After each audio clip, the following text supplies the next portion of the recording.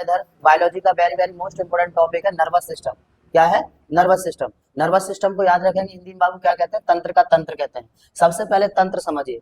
System आप सब बच्चे जानते ही हैं, जब किसी काम को, जब किसी कार्य को बहुत सारे अंग मिलकर संपन्न कर रहे हो किसी एक वर्ग को, तो उसे क्या कहेंगे? तंत्र कहेंगे। जैसे एक सिस्टम हो जाता है, सिस्टम मतलब तंत्र। और यहाँ पर जो नर्वस है, नर्वस का मतलब क्या होता है? पूरी बॉडी को कंट्रोल करना। बेटा ध्यान से सुनोगे। अब पूरा क्या है? नर्वस सिस्टम मतलब तंत्र का तंत्र किसे कहते हैं? तो वह तंत्र जो हमारी पूरी बॉडी को कंट्रोल करता है, नियंत्रण में रखता है, उसे क्या कहते हैं? तंत्र का तंत्र कहते हैं। वह तंत्र जो हमारी पूरे शरीर को अपने नियंत्रण में रखता हो या रखता है, उसे क्या कहते हैं? तंत्र का तंत्र कहते हैं। यानी प्रॉब्लम यहाँ तक ठीक है। आगे हम समझते हैं तंत्र का तंत्र के 3 भाग होते हैं बेटा। सबसे पहला पार्ट यहाँ पर आप देख रहे हैं केंद्रीय तंत्र का तंत्र। क्या होता है? केंद्रीय तंत्र का तंत्र यानी कि सेंट्रल नर्वस सिस्टम। तो सेंट्रल नर्वस सिस्टम क्या होता है यहाँ पर समझिए। सेंट्रल नर्वस सिस्टम के 2 भाग होते हैं, एक ब्रेन और एक स्पाइनल कॉर्ड। इसका मेन पार्ट होता है केंद्रीय तंत्र का तंत्र का ब्रेन। ब्रेन मतलब मस्तिष्क। यहाँ पर आप देख रहे हैं ब्रेन का पूरा टॉपिक एक अलग से पढ़ेंगे। ओके पूरा। यहाँ पर नेक्स्ट है बेटा दूसरा पार्ट है इसका स्पाइनल कॉर्ड। तो स्पाइनल कॉर्ड भी एक अलग पार्ट है ब्रेन का। सेकंड ब्रेन कहते हैं, ये फर्स्ट ब्रेन है और ये सेकंड ब्रेन है। तो केंद्रीय तंत्र का तंत्र में 2 पार्ट आ जाते हैं, एक ब्रेन और एक spinal cord. Second brain spinal cord. Spinal cord को हिंदी में क्या कहते हैं बाबू? मेरु रज्जु। क्या कहते हैं इसे? मेरु रज्जु। ध्यान से सुनेंगे, मेरु रज्जु। ये मेरु रज्जु होता है। तो ये मेरु रज्जु सेकंड ब्रेन होता है और ये ब्रेन मतलब मस्तिष्क। ब्रेन मतलब मस्तिष्क। मस्तिष्क आपका फर्स्ट ब्रेन होता है। तो केंद्रीय तंत्र का तंत्र के 2 पार्ट। ओके आगे नेक्स्ट समझते हैं। इसका दूसरा भाग होता है बेटा तंत्र का परधीय तंत्र का तंत्र। तो परधीय तंत्र का तंत्र मतलब पेरिफेरल नर्वस सिस्टम। तो पेरिफेरल नर्वस सिस्टम के कितने, ये देखिए, ये जो परधीय तंत्र का तंत्र होता है ये दो चीज से मिलकर बना होता है। ब्रेन में होती है बेटा 12 जोड़ी नस। कितनी होती है? 12 जोड़ी नस होती है। 12 जोड़ी तंत्रिका होती है ब्रेन में और स्पाइनल कॉर्ड में होती है 31 जोड़ी तंत्र का तंत्र। तो ये 31 जोड़ी तंत्र का और बेटा ये 12 जोड़ी तंत्र का जो समूह होता है वह कहलाता है परधीय तंत्र का तंत्र। समझ में आया यहाँ तक? तो ध्यान से समझिए, दोबारा से मैं समझा रहा हूँ। ब्रेन की 12 जोड़ी तंत्र का और स्पाइनल कॉर्ड की 31 जोड़ी तंत्र का जो समूह होता है वो क्या कहलाता है? परधीय तंत्र का तंत्र कहलाता है। यहाँ से ब्रेन से 12 जोड़ी तंत्र का निकाल लो और स्पाइनल कॉर्ड से 31 जोड़ी तंत्र का निकाल लो, दोनों का समूह कहलाएगा परधीय तंत्र का तंत्र। ओके आगे नेक्स्ट समझते हैं बेटा स्वायत्त तंत्र का तंत्र। तो यहाँ पर समझेंगे स्वायत्त तंत्र का तंत्र क्या होता है। देखिए ब्रेन की 12 जोड़ी तंत्रिकाओं में से कुछ तंत्रिका, सारी तंत्रिका नहीं, 12 जोड़ी तंत्रिका नहीं, ब्रेन की 12 जोड़ी तंत्रिकाओं में से कुछ तंत्रिका और स्पाइनल कॉर्ड की 31 जोड़ी तंत्रिकाओं में से कुछ तंत्रिका, यानी कि 12 जोड़ी तंत्रिकाओं में से कुछ तंत्रिका और 31 जोड़ी तंत्रिकाओं में से कुछ तंत्रिकाओं का जो समूह होता है वो कहलाता है स्वायत्त तंत्र का तंत्र। समझ में आया यहाँ तक? तो स्वायत्त तंत्र का तंत्र ब्रेन की 12 जोड़ी तंत्रिकाओं में से कुछ तंत्रिकाएं और बेटा स्पाइनल कॉर्ड की सभी तंत्रिकाओं में से कुछ तंत्रिकाओं का जो समूह होता है वो स्वायत्त तंत्र का तंत्र कहलाता है। इतना मेरे हिसाब से पूरा आपको समझ में आया होगा। स्वायत्त तंत्र का तंत्र में 2 क्रियाएं होती हैं। सबसे पहला अनुकंपीय क्रिया और बेटा परानुकंपीय क्रिया। अब यहाँ पर ये अनुकंपीय और परानुकंपीय क्या होता है इसे आप ध्यान से समझिए। अनुकंपीय क्रिया जैसे देखिए, जैसे हम थूक सूख जाना, आंखें बड़ी हो जाना, रोंगटे खड़े हो जाना, एकदम डर लग जाना, अंदर से बहुत भय भर जाना, वो कैसी क्रिया होती है? अनुकंपीय क्रिया। अब उसी अनुकंपीय क्रिया का खत्म होना, उसी अनुकंपीय क्रिया का धीरे धीरे धीरे धीरे समाप्त होना क्या कहलाता है? परानुकंपीय क्रिया कहलाता है। ध्यान से समझिए।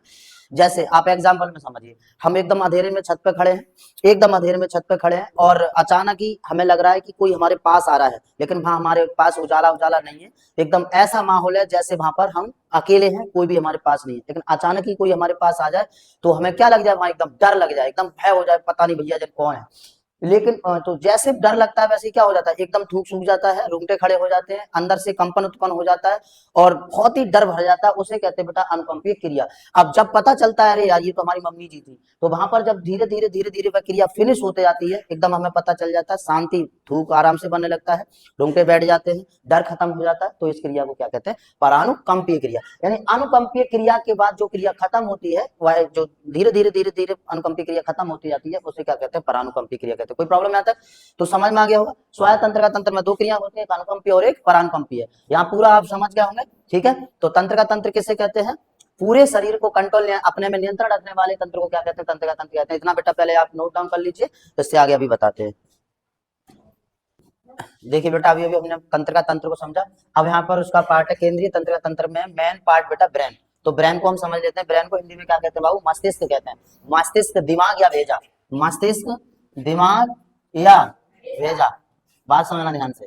ये जो भेजा है वो भी क्या कहलाता है, मस्तिष्क कहलाता है, ब्रेन होता है। ठीक है बेटा, तो ब्रेन, मस्तिष्क, दिमाग या भेजा बात एक ही होती है। यहाँ पर सबसे पहले समझाएंगे कि ब्रेन जो होता है बेटा, उसकी रक्षा कौन करता है। हेलो सामने, ब्रेन की रक्षा कौन करता है? ब्रेन की रक्षा करता है एक हड्डी होती है क्रेनियम नाम की, ध्यान से सुनना। क्रेनियम नाम की क्या होती है? एक हड्डी। ये जो क्रेनियम नाम की जो हड्डी होती है बेटा, यहाँ पर सुनोगे, ध्यान से देखोगे, यहाँ पर इसके अंदर हमारा क्या है, ये बाल है, उसके बाद ये चमड़ा है, फिर ये हड्डी है। तो ये कपाल होता है, ये हड्डी जो होती है उसका नाम होता है क्रेनियम। क्या होता है? क्रेनियम। इसी हड्डी के भीतर सेफ्टी से रहता है कौन? ब्रेन। ध्यान सुनना, ये 8 हड्डियों का समूह होता है। कितनी हड्डियों का बेटा? 8 हड्डियों का समूह होता है क्रेनियम नाम की हड्डी। समझ गए? इसमें बेटा जॉइंट्स पाए जाते हैं जो फाइब्रस जॉइंट होते हैं, उन्हें कहते हैं फाइब्रस जॉइंट।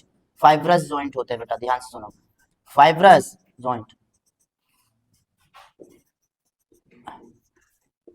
ठीक है, फाइब्रस जॉइंट्स। ये जो फाइब्रस जॉइंट्स होते हैं इन्हें कहते हैं रेशेदार जोड़े। क्या कहते हैं बाबू?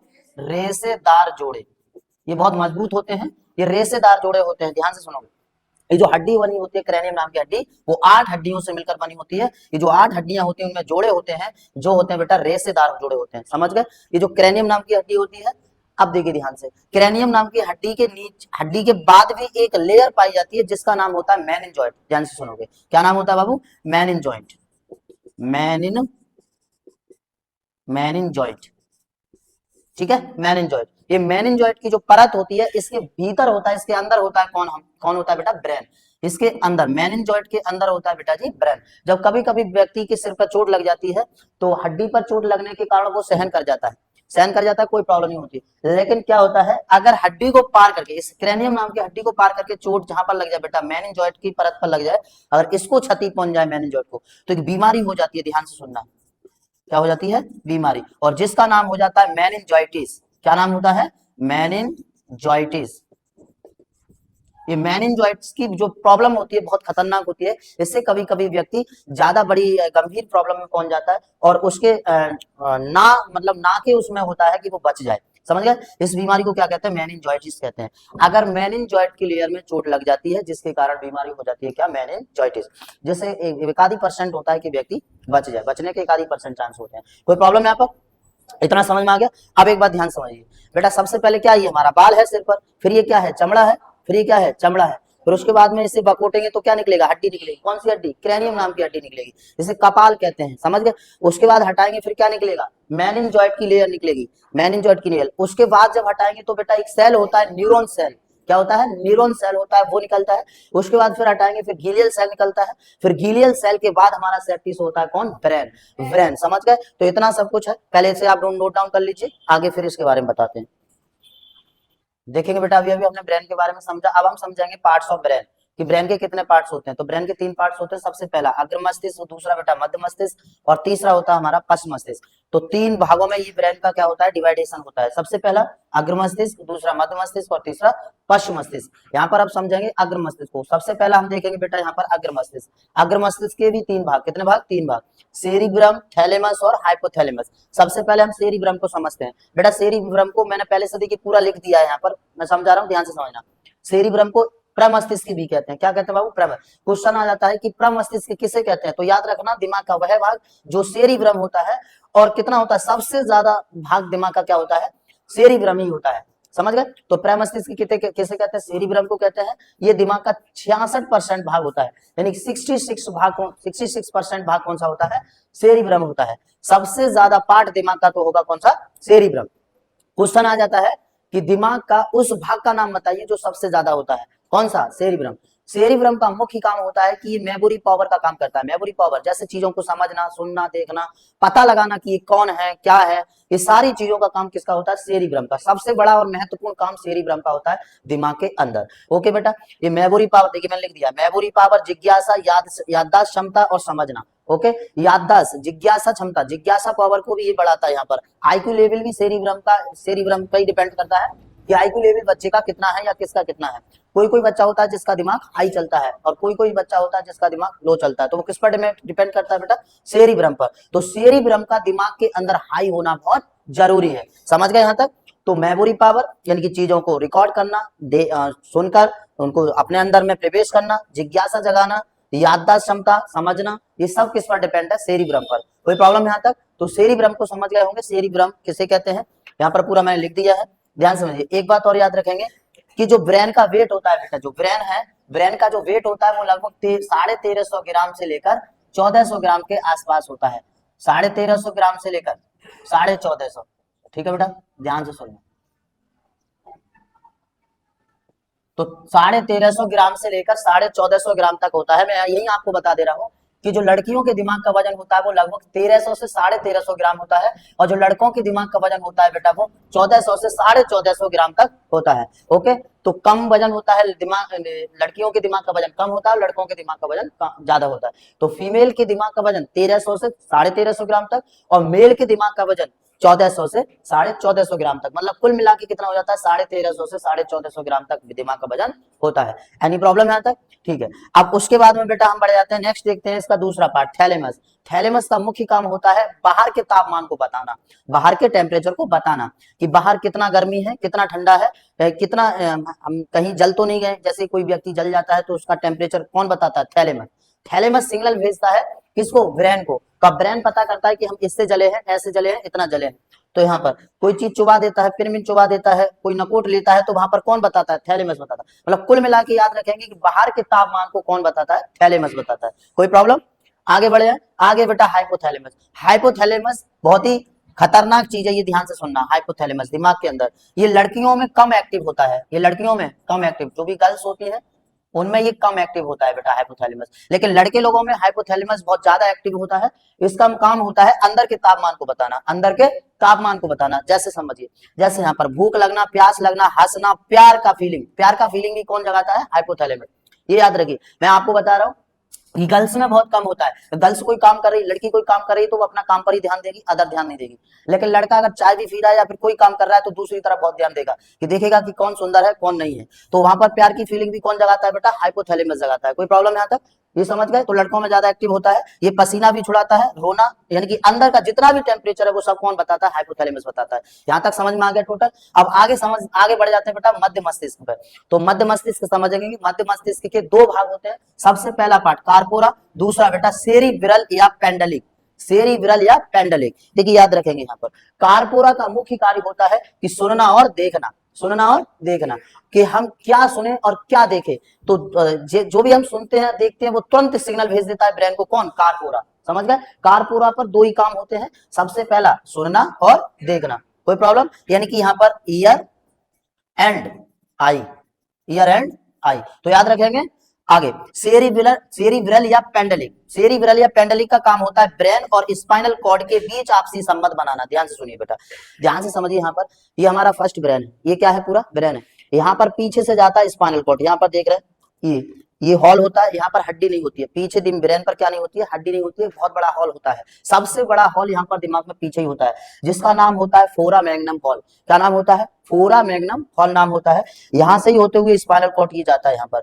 तो ये स्पाइनल कॉर्ड सेकंड ब्रेन होता है, स्पाइनल कॉर्ड सेकंड ब्रेन, और ब्रेन ये होता है फर्स्ट ब्रेन। दोनों के बीच आपसी संबंध बनाने का काम कौन करता है? सेरिब्रल करता है। कौन करता है? सेरिब्रल, यानी उन दोनों को आपस में जोड़ देता है। जैसे सुनिए, ब्रेन कभी कभी बिजी हो जाता है तो स्पाइनल कॉर्ड को वर्क सौंप देता है कि भैया अब तू अपना काम संभाल। फिर स्पाइनल कॉर्ड पे नहीं संभलता है, फिर तुरंत जाके सेरिब्रल आएगा और तुरंत कनेक्ट कर देगा स्पाइनल कॉर्ड को, किससे? ब्रेन से। तो वहां पर सिग्नल भेज देगा, तो बता देगा कि अब देखो ये कौन है। तो वहां पर फिर ब्रेन संभालता है चीजों को। मैंने वहां पर बताया था कि एकदम डर का लग जाना, और फिर पता चलना कि अरे यार ये तुम्हारी मम्मी है या भैया या बहन है या फिर हमारा दोस्त ही है। समझ गए? तो वहां पर कौन ये कनेक्ट करता है? सेरिब्रल। किससे? स्पाइनल कॉर्ड को ब्रेन से। इतनी सी बात समझ गए? आगे बेटा नेक्स्ट आ जाता है पश्चिम मस्तिष्क। पश्चिम मस्तिष्क के दो भाग होते हैं, एक होता है सेरिबेलम।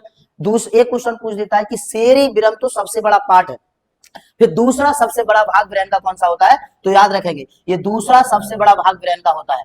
ठीक है, सेरिबेलम। क्या होता है? सेरिबेलम। इसका काम होता है बेटा बैलेंस को बनाना, बैलेंस को बनाना। जैसे आप देखे होंगे सर्कस में बच्चे लोग, बहुत सारे लोग तरह तरह का गेम दिखा देते हैं और वहां बड़े आनंद के साथ वो कर देते हैं। तो बैलेंस कौन बनाता है वहां पर? सेरिबेलम, क्योंकि उनका सेरिबेलम बहुत स्ट्रांग हो जाता है प्रैक्टिस करते करते। प्रैक्टिस एक ऐसी चीज है जिससे बेटा सेरिबेलम अपना बैलेंस अच्छे से बना लेता है। फिर हमारा हाथ हो चाहे पैर हो चाहे मुंह हो चाहे कुछ भी हो, वो वहीं टिक जाता है और फिर वह हमारा बैलेंस खराब नहीं होता है, जिससे हम किसी भी कार्य पर प्रैक्टिस कर रहे हैं उस वर्क को अच्छे से हम कर सकते हैं। समझ गए? तो सेरिबेलम का क्या काम होता है? बैलेंस को बनाना। कोई शराबी होता है है तो शराब पीकर उसका बैलेंस बिगड़ जाता है, तो उसमें पता चलता है कि कहां से पावर आ गया, तो सेरिबेलम उसके अंदर काम नहीं करता है। देखिए शराबी का बैलेंस बिगड़ता ही है जब, क्योंकि वहां पर सेरिबेलम काम नहीं करता है। तो शराब पीने के बाद एकदम नशा हो जाता है, चाहे झूम रहा है, चाहे गिर रहा है, चाहे उठ रहा है, चाहे खड़ा हो रहा है, क्योंकि सेरिबेलम वहां पर बिल्कुल काम भी नहीं करता है। समझ गए इतनी बात? तो बैलेंस बनाने का काम कौन करेगा? सेरिबेलम।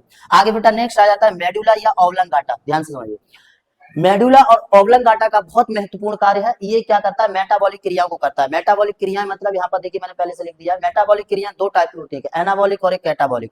एनाबॉलिक और कैटाबॉलिक को जब मिलाते हैं तो बन जाता है यहाँ पर मेटाबॉलिक।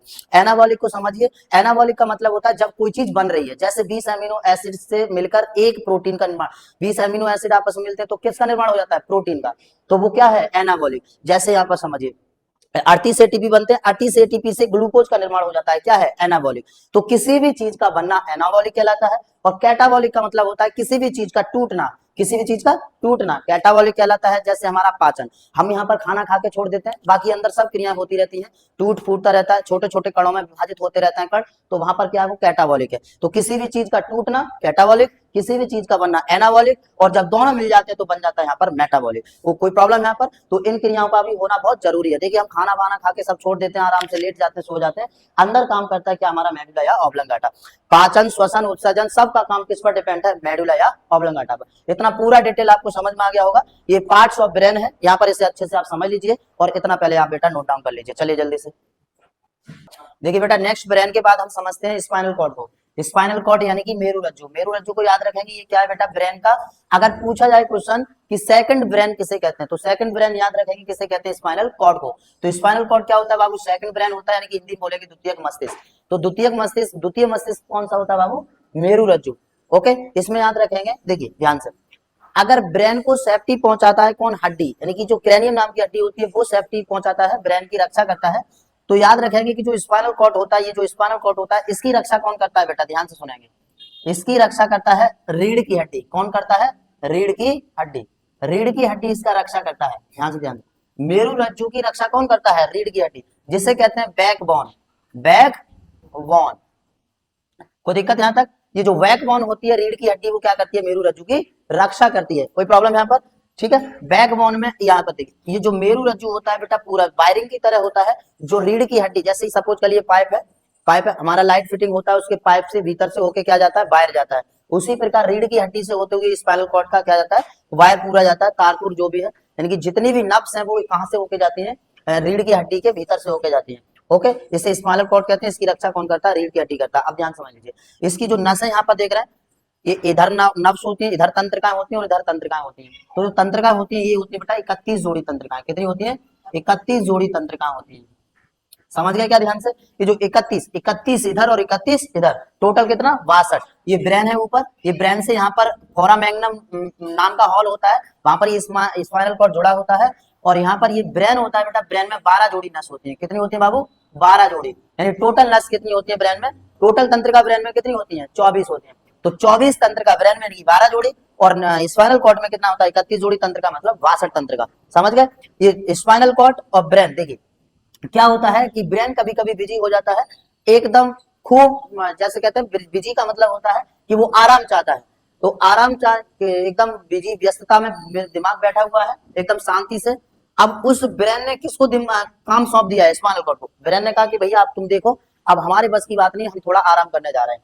तो स्पाइनल कॉर्ड पर वर्क हो जाता है, स्पाइनल कॉर्ड वहां पर देखने लग जाता है। तो सपोज करिए हम एकदम शांति से बैठे हुए हैं और हमारा पीछे से दोस्त आके एकदम करते हो, तो वहां पर एकदम क्या हो जाता है? हमें डर सा लग जाता है, यार तुमने डरा दिया। तो स्पाइनल कॉर्ड इतनी जल्दी अच्छी तरह से कंट्रोल नहीं कर पाता। स्पाइनल कॉर्ड में जो यहाँ पर जो सेरिब्रल होता है वो तुरंत सिग्नल भेजता है किसी ब्रेन को, और सेरिब्रल ब्रेन को सिग्नल भेजता है, फिर ब्रेन अपने में आपसी संबंध बना लेता है स्पाइनल कॉर्ड और ब्रेन। तो सेरिब्रल का मैंने इससे पहले बताया था, सेरिब्रल का मुख्य काम होता है ब्रेन और स्पाइनल कॉर्ड को आपस में आपसी संबंध बनाना, यानी कि उनको आपस में जोड़ना। तो यहाँ पर स्पाइनल कॉर्ड और ब्रेन क्या होता है? आपस में जुड़ जाते हैं। फिर ब्रेन वहां पर पता करता है, यार तुमने हमको डरा दिया यार, ऐसे नहीं किया करो भाई, दिक्कत हो जाती है। समझ गए? तो वहां पर कौन बताता है? ब्रेन बताता है। कोई प्रॉब्लम यहाँ पर? स्पाइनल कॉर्ड समझ में आ गया? 31 जोड़ी तंत्रिका होती है, ब्रेन में 12 जोड़ी होती है। ब्रेन बिजी होता है तो कौन काम संभालता है? स्पाइनल कॉर्ड संभालता है। स्पाइनल कॉर्ड पे नहीं संभालता, फिर ब्रेन देखता है। आपसी संबंध बनाने वाला कौन काम करता है? सेरिब्रल करता है। ये सारी चीजें हैं, इसकी रक्षा रीढ़ की हड्डी करती है, ये सेकंड ब्रेन कहते हैं। कोई दिक्कत? इसे हिंदी में मेरुरज्जु कहते हैं। ये हो गया स्पाइनल कॉर्ड। मतलब हमने आज पूरा टॉपिक्स देखा ब्रेन का और सेकंड ब्रेन का, तो आप इसे यहाँ से नोट डाउन कर लीजिए और बेटा एक बार अच्छे से इसे रिवाइज कर लीजिए, पूरा आप लोगों को टॉपिक ये तैयार हो जाएगा। राइट, चलिए।